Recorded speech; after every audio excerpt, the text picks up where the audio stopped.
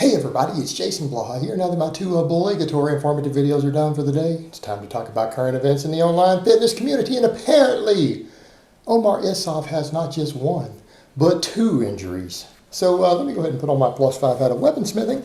Work on skilling up my crafting a little bit, and let's talk about this. Because, you know, these are things that we do need to talk about. These things do happen. And we all get hurt invariably training. Every single one of us who trains, we will get hurt eventually from training. But by that same token, you're actually far more likely to get hurt doing day-to-day activities if you don't train than you are training. And that's kind of one of the funny things that comes up. You know, everyone will kind of give people a hard time. Like myself, I recently had a minor injury. I pulled an erector on my left side. And I did it with a light weight. Like people who are like, oh, your squat form's terrible. And it's like, oh, you lift too heavy. It's like, I had no problems when I was squatting 475, 480, 485 every single day on camera, right? You guys remember that earlier this year? No problems at all. Doing pause squats with 345, I pulled an erector, right? Like 140 pounds less than what I was doing all the time. Pulled an erector. It happens.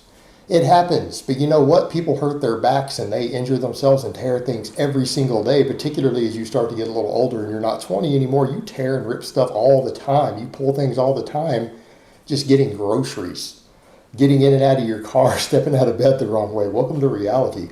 We still get hurt less when training, but it is going to happen. And you know, you take him, he thought he had a hernia. Omar thought he had a hernia. And he got some testing done, and it turns out he's got a torn labia from squatting. Now, before you guys joke, I was just kidding. I know it's a labral, not a labia. But, you know, it does sound kind of funny that he tore his labia squatting and he can't squat anymore. But I digress. Back to a labral. Yeah, he's got a labral tear. And here's the thing. He's had a labral tear that's causing him some pain that he's got checked out at the insistence of Alan Thrall, who actually I'm a fan of. I like Alan's work. I think Alan's one of the good guys in the industry. And, you know, he gave him props for that. He gave him props for that. That he actually, though, he has squatted well over 500 pounds with this torn labral. So that should tell you guys something about the resiliency of the human body, particularly lifters. Like, you'd be surprised. Like, when people start getting stuff checked, this is stuff that's been noted by coaches over the years. There's tons of people out here who lift heavy and don't experience any pain, who train for years and years and years.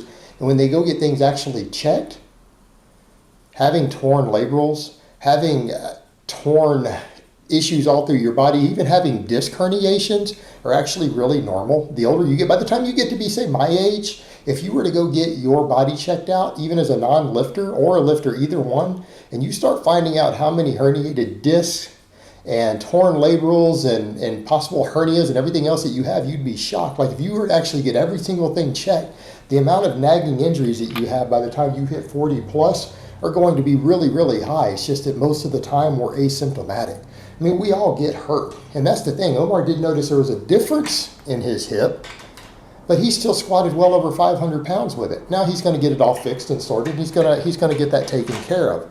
The other thing, though, he insisted that he get other testing done at the behest of Alan Thrall to make sure he didn't have a hernia still. And it turns out he did. Now, one of the things I am going to say, Omar, you really, really, really messed up there. I know that you're from Canada, not from America.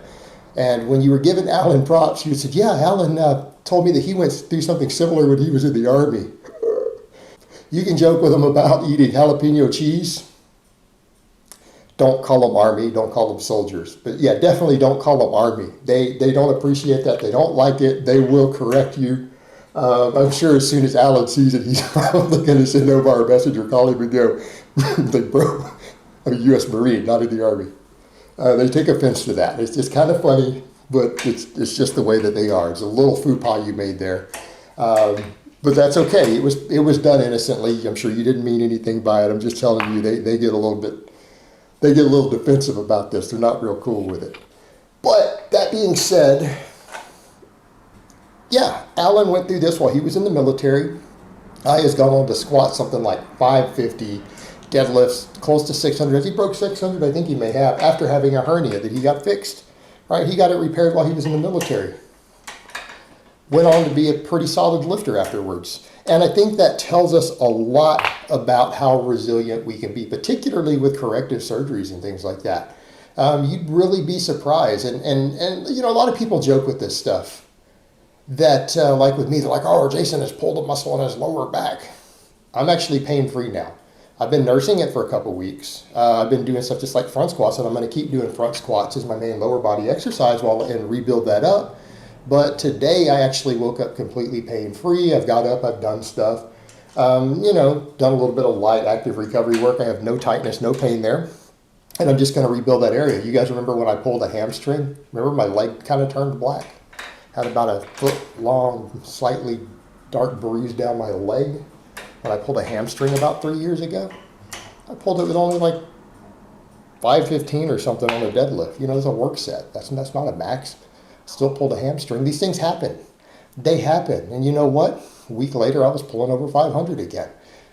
Minor injuries like that are normal. You're going to pull things. You're going to strain things. It is going to happen when you are training hard. It will happen invariably, but you're also, if you don't train hard, you're just going to get hurt doing day-to-day activities.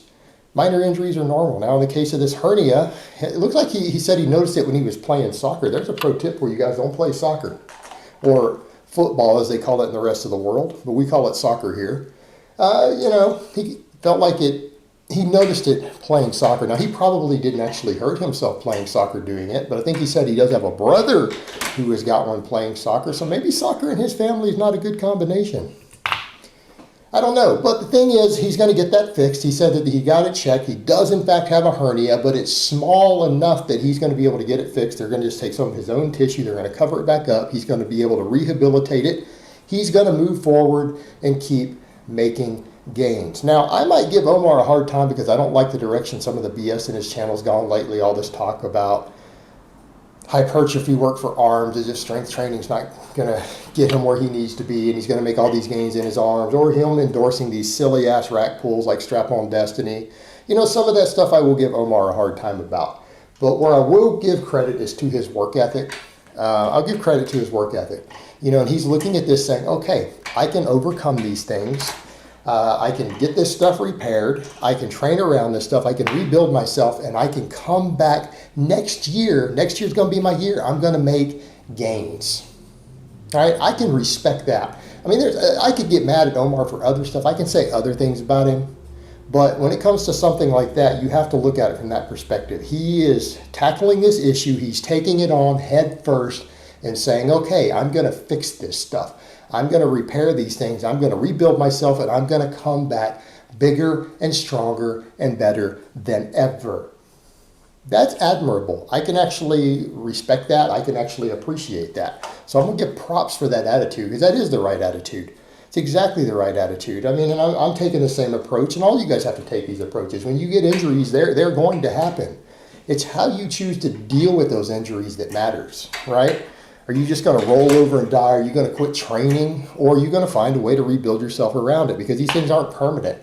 You know, muscle tears happen. Strains and pulls happen. Now, understandably, those are actually minor tears. They are tears in and of themselves. We tear labrals. These things happen. They happen. You can rebuild yourself around them. You can train around them. You can come back better after these injuries. It's the major ones that are a problem. Like if you're continually ripping muscles off the bone, like a lot of these silly ass bodybuilders do, that's a problem. You know, if you're repeatedly tearing biceps while powerlifting, it's time to rethink, you know, the sort of grip you're using. It's time to rethink a lot of things. And that's why we do see people changing these things up. I mean, so if you're getting repeatedly hurt and ripping muscles off the bone, that's one thing that you need to definitely adjust. This could be the drugs you're using. It could be the techniques you're using. It could be the not paying attention to certain warning signs your body is giving you. But that's fixable also. But these other things, they're going to happen. And that's something that we all need to remember. That's something we can take from this. And it's something that, I mean, I can even take from what I'm going through myself. Because mine is way easier to rehab. I don't need surgery. I just need to rebuild those areas. But there's something we can all take from this, is that your attitude of how you approach these things matters. Because we are all going to get hurt sooner or later training. It is going to happen. They're usually not career ending. They're not going to stop you from lifting as long as you've usually been intelligent about it. And you can always come back from these things. I'm convinced Omar's going to come back from this. He has the right attitude about it. He's going to come back. I'm sure he is going to come back better and stronger. I mean, I'm going to do the same thing. And for all of you out there, that's stuff that you need to remember. Yes, if you get hurt, it's not the end of your training. Now, if you get hurt doing really stupid stuff, you might build up scar tissue and things that are going to prevent you from coming back in the future, or they're going to seriously affect you. But as long as it's from just too much training workload, again, things like we're looking at muscle strains and things, you can come back from this stuff. You just have to be intelligent about it, and you have to have the right attitude. But even if you do have to have something surgically repaired because you've really done something dumb, you can use that as a learning experience, and you can move forward, and you can actually come back better than before the injury as long as you are smart about it and you have the right mentality. And it's just something that I think we can all take from this video, and I'll actually be curious to watch his progress after he rehabilitates himself from this. All right, guys, but that's really all I have to say on that today. I hope it's been informative, and I will talk to you guys next time.